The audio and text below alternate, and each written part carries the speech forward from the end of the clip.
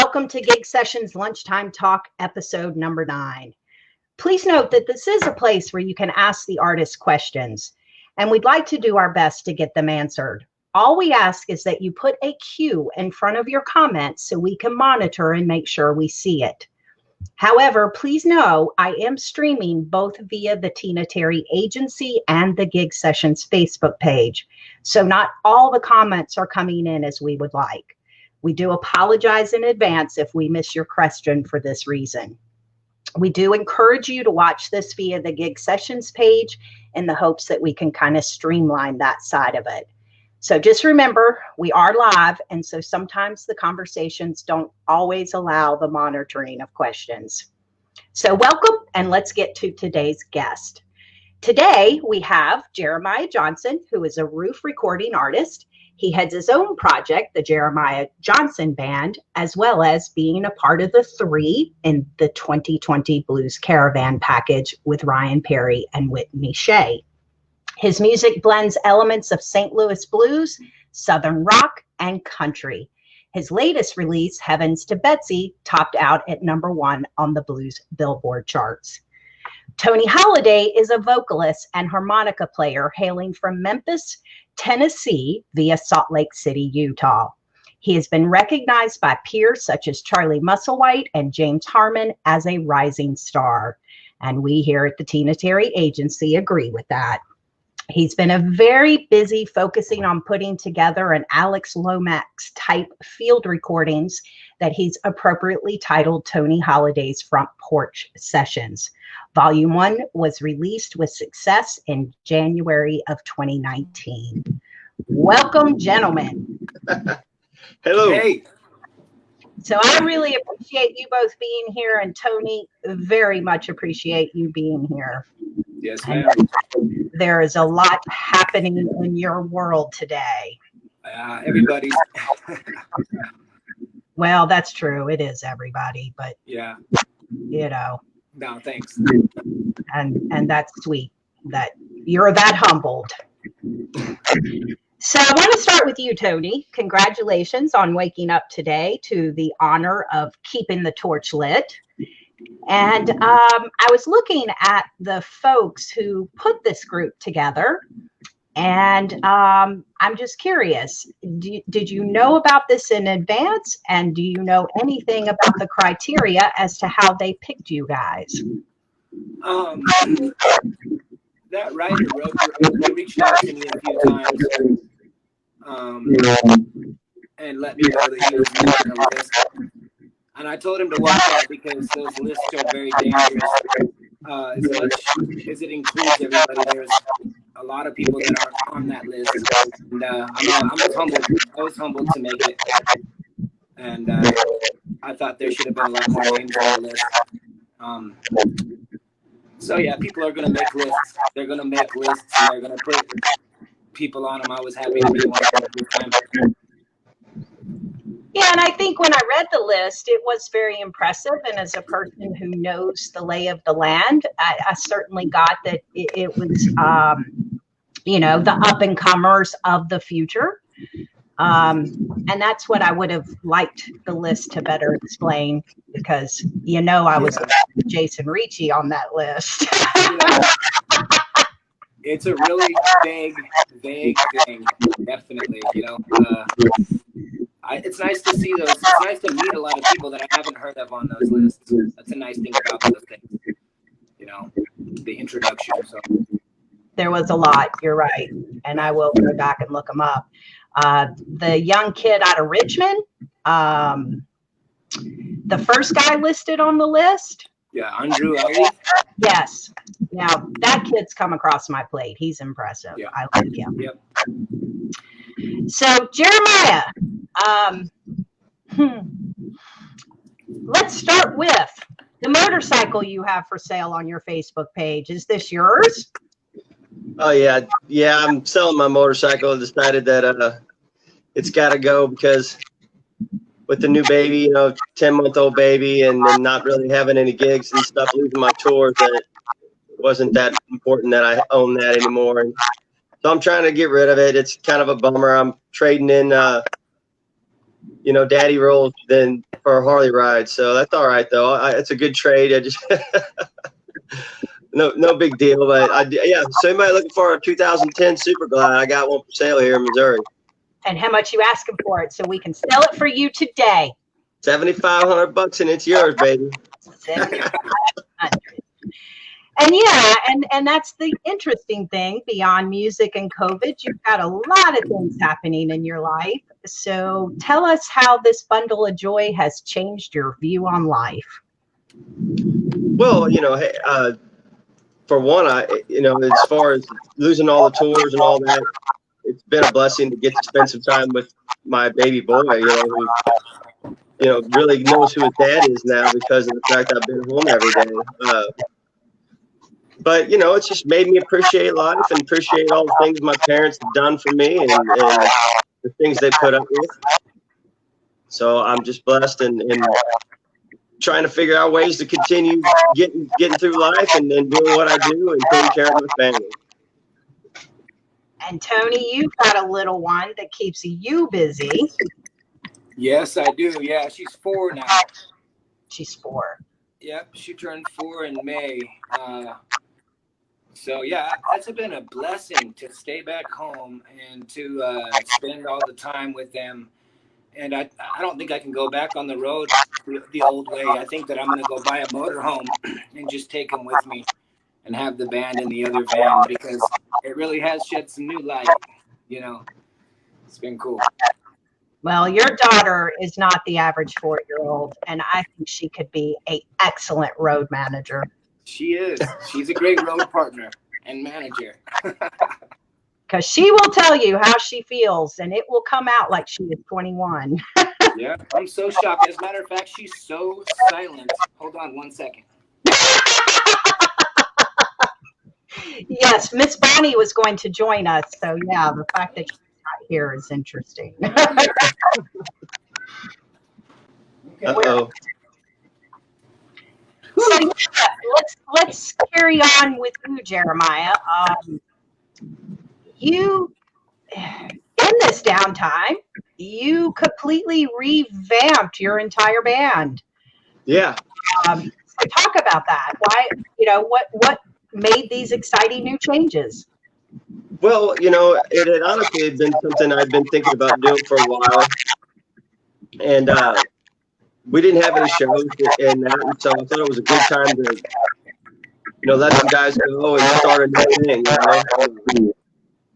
But really, I was just, ran into the opportunity to pick up a couple of new guys that were extremely talented, and got together with them over the COVID-19 pandemic, and it seemed like we had a real good magic. So I felt like we had some good music in us that I needed to get out. And actually, it did work out real well. We recorded some music, and Loop Records liked it so much that they're going to release a second album this year for me in November. So it's all paid off for whatever reason.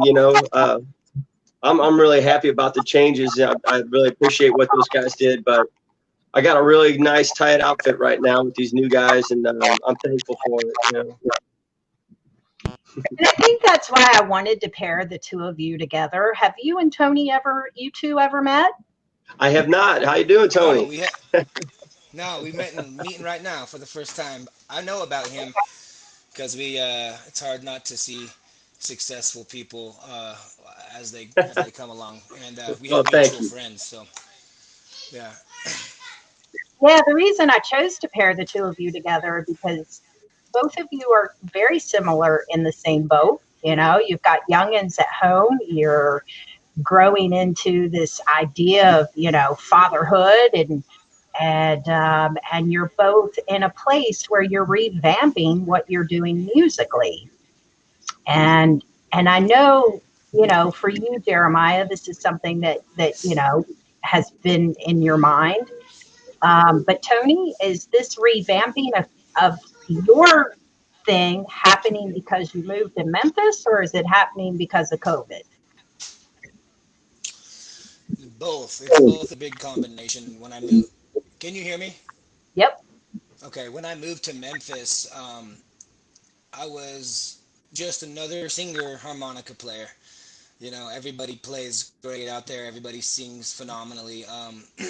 So I had to take a step back and find out what I could offer other than being a singer and a harmonica player, which allowed me to take a good look, and then when this happened, it was like a kind of a nice time because I was already taking a step back and just re-evaluating myself. And then when this happened, it was a perfect combo to have the time, you know, and that reflection and things like that. And so, yeah, I've been revamping well, I've been finding myself. I've been finding just my sound.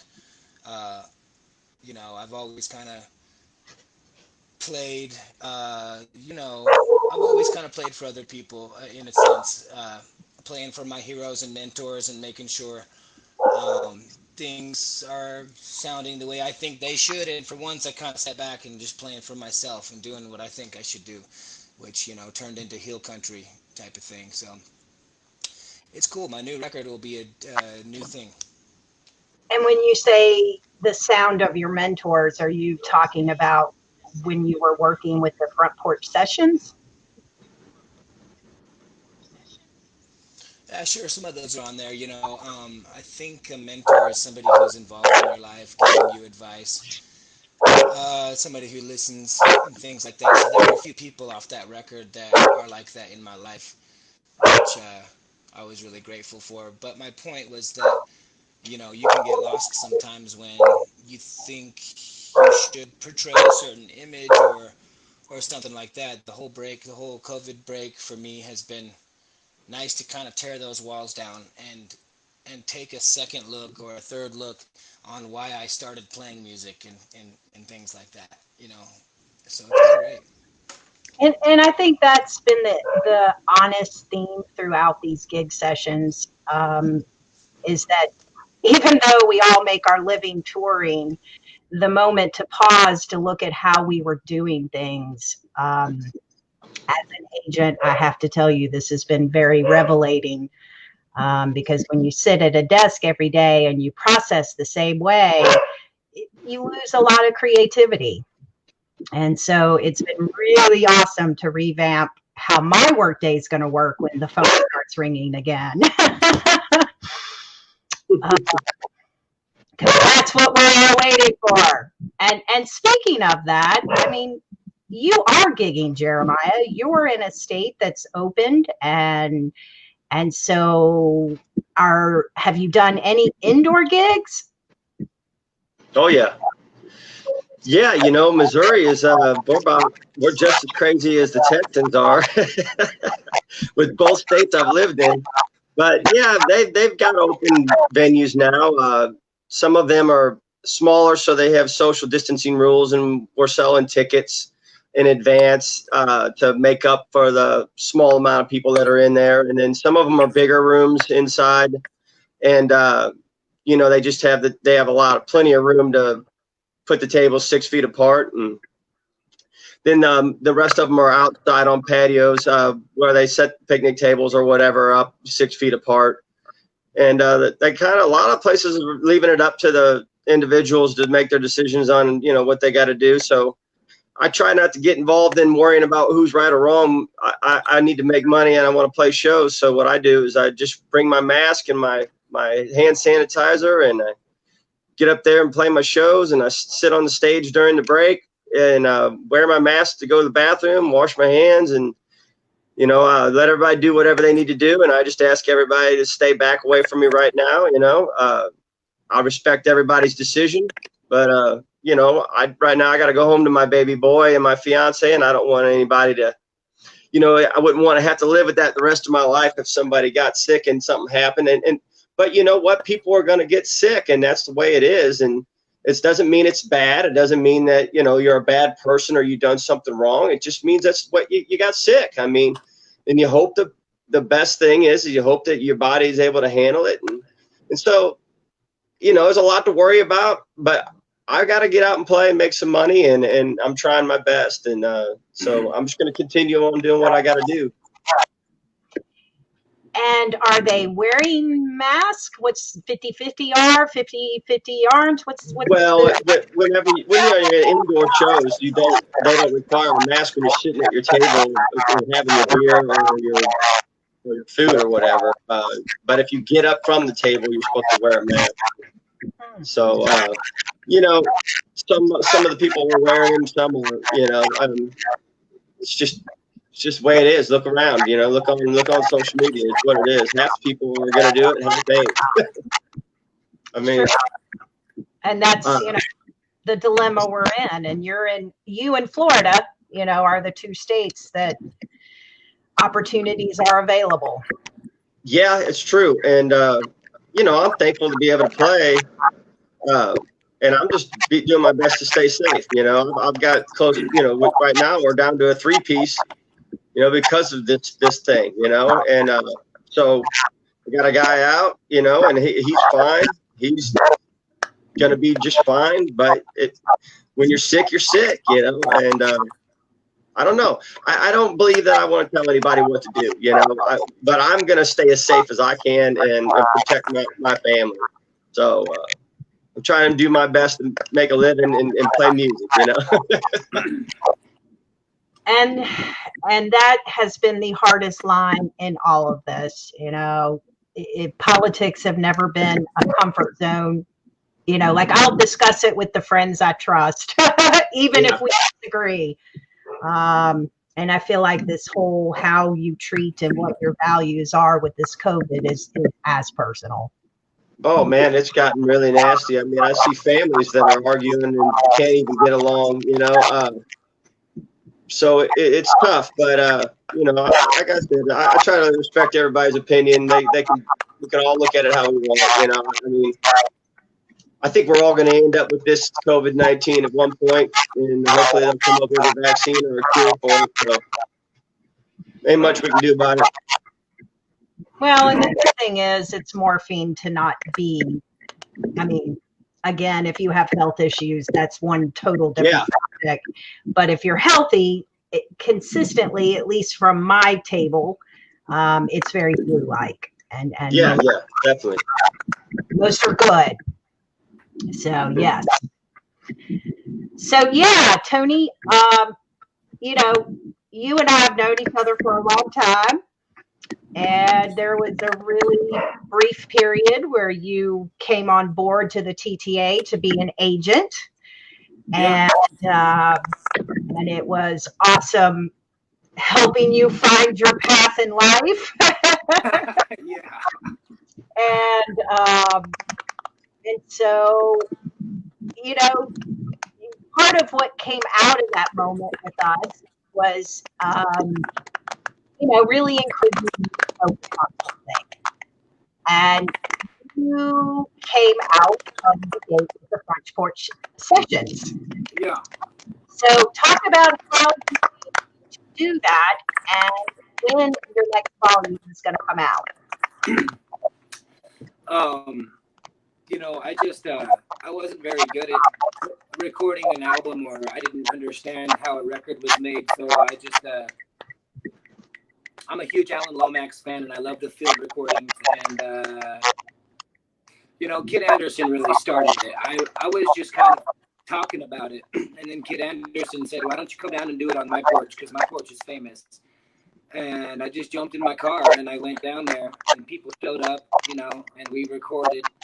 And then before you know it, we just wanted to do another one. So we called Charlie Musselwhite, and he said, sure, come on down. So, it just, it became something that it became addictive. It felt so good to do them. I got so much out of them that I couldn't stop doing them.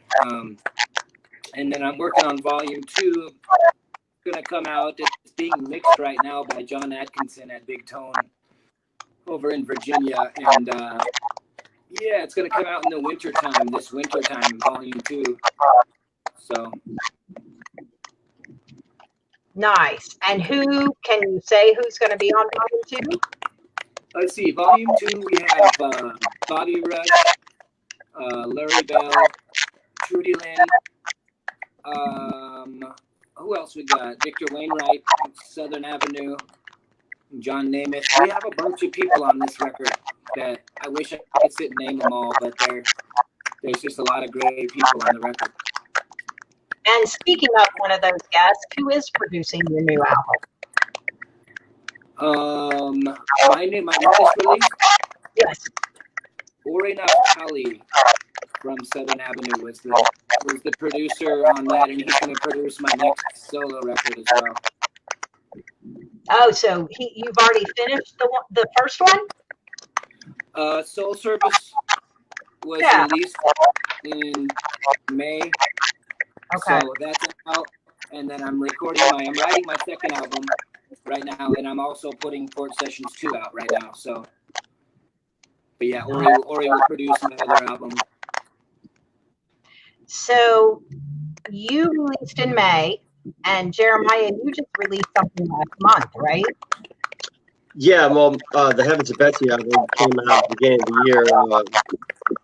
I think it was March or something like that. But so this new one is going to come out in November, first week in November.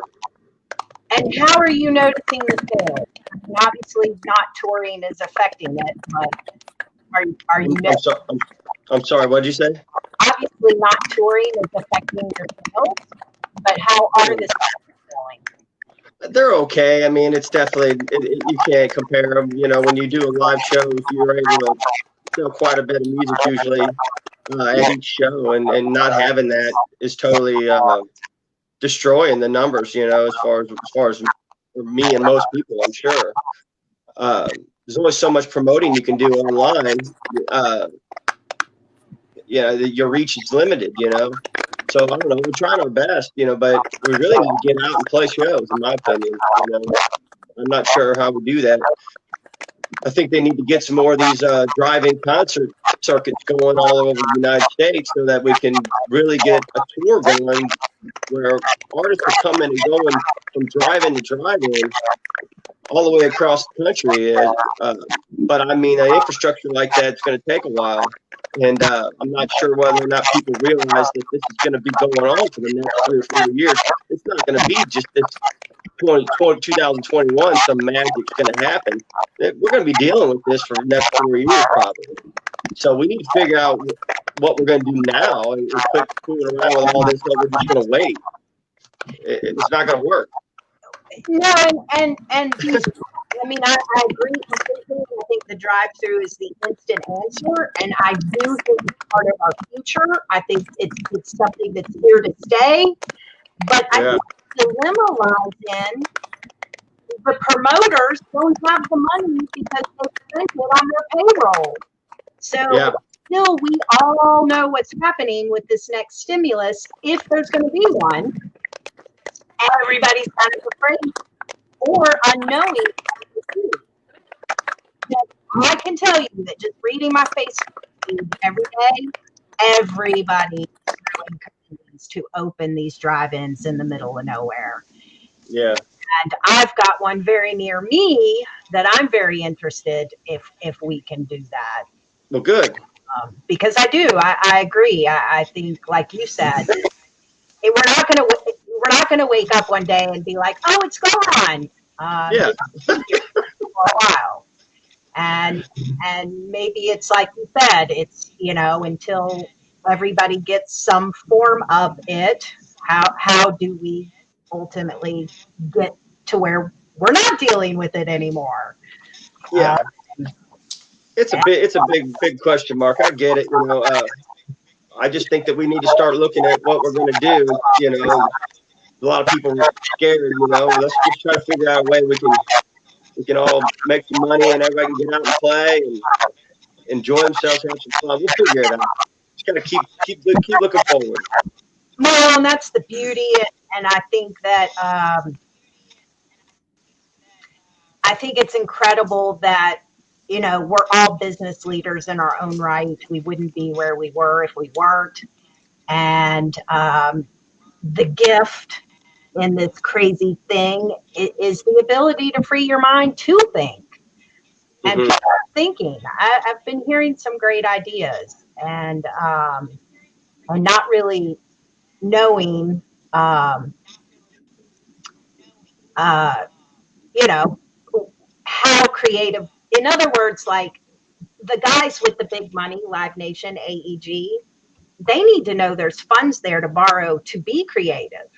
Yeah. So then it brings it back to, the tier where it can be lucrative. I mean, if you look at what Knuckleheads in Kansas City is doing, his capacity is 90 right now. He normally, depending what room, he can, 600, 750. Yeah. And so he's been creative enough to make it work. And so, yeah, I think it's going to be interesting as more and more people are coming out. Yeah. I also think, eventually it's going to have to get to where there's not a COVID shaming going on. This thing where if you end up with COVID, then it's some awful thing. Or if you go to a restaurant and then you happen to end up getting COVID, it doesn't, you shouldn't be allowed, it might happen. Okay? I mean, I don't know. It's a scary time, for people. Even if they get sick, then everybody ostracizes them. And I don't know, it's just really weird. Well, I mean, there's so many things that I hope come out of this. And compassion is one that I hope more and more people will have. Yeah. And I know that, this is one of the most, the entire election process of 2020 has been the biggest election of our entire ever being. And so, I don't know, we got to get through all that to understand how to really maneuver into whatever that new future is going to be. Well, despite whoever wins or whatever, we're all going to have to collectively get together and work together and figure out a way to get through this. I have faith that it's going to work out. Oh, we lost Tony for a second. And I have complete faith too. I really do. Do I? I just trying to, I think people just need to be positive and a little less hate. There's a whole lot of people out there that just go right to hate right now, and we need more love, man. We need people to get along and talk to each other. Too many people are shutting each other out because they have a different belief than yourself. You never get anywhere like that. Yeah, you have to talk to the people that you disagree with in order to reach something. So what would you, Tony, want your new future to look like? When everyone says it's a new future, what do you want your new future to look like? Oh, man, I'm thinking about other people.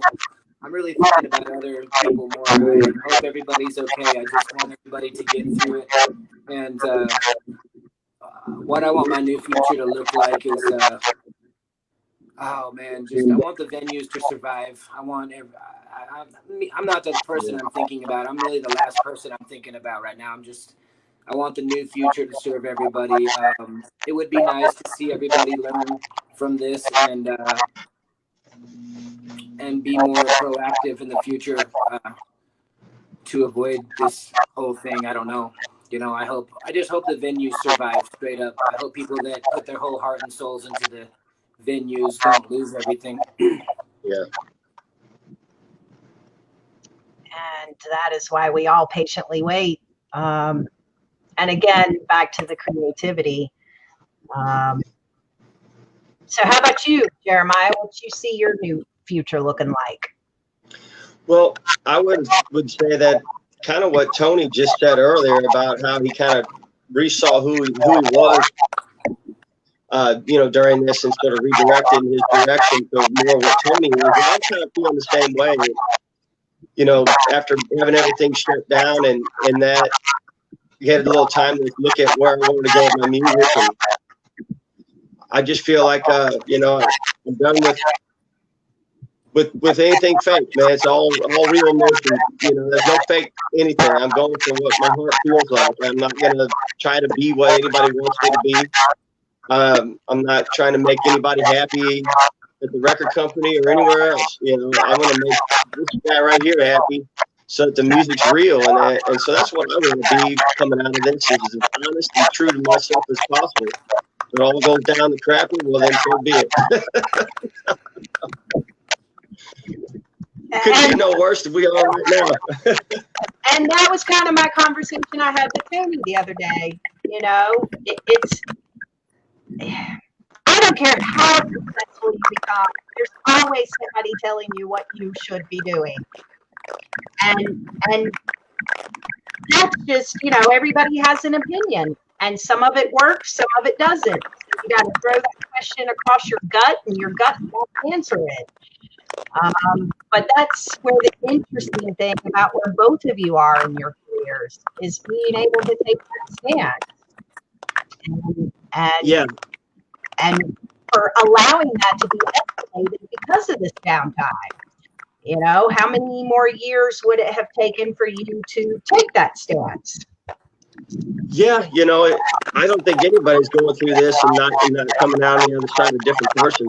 Doesn't matter what they are, a musician or anybody, you know. So let's just hope that it's positive for everybody, you know, and we can make something out of this mess. I believe we can. We're just going to have to keep working, moving forward with it. Yes, sir. So, I mean, obviously, part of this downtime, I mean, you're not really, I mean, you have downtime, Jeremiah, but you are still working. You know, everybody's writing, everybody's thinking. So, obviously, new music from both of you next year. And when are you guys looking? Tony, go ahead. You know, speaking of staying alive, the record sales have been the only thing that's been keeping me up financially. So I got to keep putting out records right now. I'm gonna put out the Port Sessions 2 in the fall or December, and then I'm gonna put my own record out in the spring. I imagine January, February, March or something. And you, Jeremiah? Well, I'm just gonna continue making new music. Although I have been playing some, it's not the schedule that I'm normally playing. It's not the kind of money that I need to survive. You know, doing a show for 25% capacity or whatever is not enough money. So I'm gonna just keep writing songs and making music. You know, I got a new album coming out in November. Gonna keep pushing my Heavens to Betsy album, which is doing real well still. So, you know, we're just going to keep trying, man. I don't know. I'm not giving up at all. I see people saying they're going to give up and come back in a year or two. And I don't know how you do that. That's not the way I work. I'm not turning this thing off and going for it. You know, I'm going to figure out how to do it. And that's exactly where I'm at. Every month that this continues, the more I'm like, okay, so now we got to find the income to get till March 2021. And, you know, it's interesting because, you know, I'm sure a lot of my friends don't necessarily understand how our business works, and heard a couple of people say, well, get a job. I've done this for 26 years. This is my job. And so yes, I get everyone's point. I'm just trying to hold on to what I worked so hard to have. Because yeah, but that when somebody says that to you, you need to tell them that, listen, there's a whole lot of people out there that lost their jobs. They're all trying to get a job too. You know, and what good is it going to do you to go and get a job that doesn't even get your head above water? If you're going to drown, you're going to drown. There's no reason to go out there and just paddle around for no reason. You know, you got to be able to make a living, you know, and so to go get some $10 an hour job or whatever, $15 an hour job and still not be able to pay your bills doesn't get the problem solved. So, you know, I understand that the getting a job thing, you know, but you know what, we do have jobs. and our jobs got taken from us. You know, we got forced into unemployment. That's the way I see it. And it, you know, I'm not saying it's the government. I'm not saying it's whatever, it's fate or whatever. But you look at it, we were forced into unemployment. Our venues were shut down. Places that we've tried, you know, our livelihood has been taken from us. And, you know, I'm angry about it. I'm going to figure out a way to, I'm not going to let it go myself go down. That's just how I feel, you know. Got any comments to add there, Tony? What's that? You got any comments to add to that, Tony? Yeah, you know, we're all going to come out of this thing professional videographers. That's for sure. Yeah. Everybody's going to know how to make video. I like to see everybody adapts. Everybody adapts. I think the same people that say that you should get a job are the same people that say that you should get a real job when you started chasing this dream. And that was never an option for any of us. You know, it was an option, but it wasn't a reality for any of us. And so that doesn't really make sense now or then, because this is what we do. I mean, Jeremiah, he nailed it. He nailed it on the head. You know, everybody's pissed off about it. And that's why I love the people that I'm in this community with. They're passionate people. They're lovers and fighters. Yes, indeed. My mother did not understand this path, and I'm so excited. She's finally there. We met my mom. Yeah, I met your mom. At the Blues Music Awards. That was big for us. Yeah. So Steve Harvey has a question. He says, what are you guys doing with digital revenue? With You the have revenue? Digital revenue? Well, I mean, it's hardly any money. I don't know what are you buying a milk? My digital revenue is not very high. What I get from those, you know, downloads and those streaming services is not a lot of money. It's not enough to pay anything. You know, people got to buy CDs or merchandise for me to make any money off of it. Digital services, they're not anything that's going to help any working musician like us, or at least me anyway. Yeah, same. I wish it was. And this is Harvey's answer, YouTube.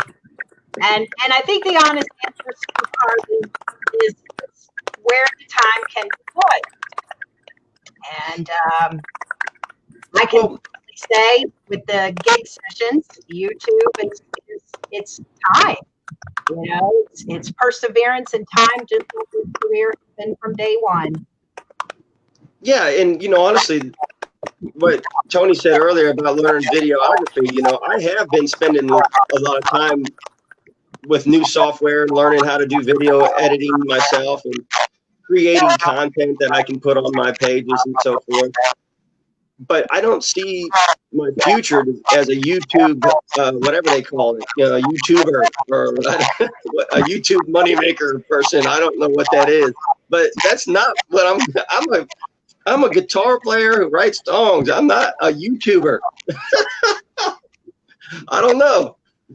You know, I'm trying to learn new skills, but we got to find something better for me than that, please.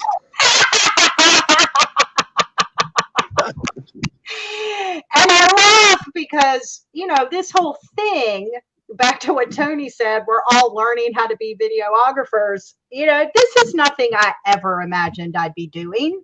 Yeah. And it's still not a comfortable thing for me. So, you know, I can't imagine what it's like when someone tells you that you have to now market your guitar playing. Man, I don't know what to say.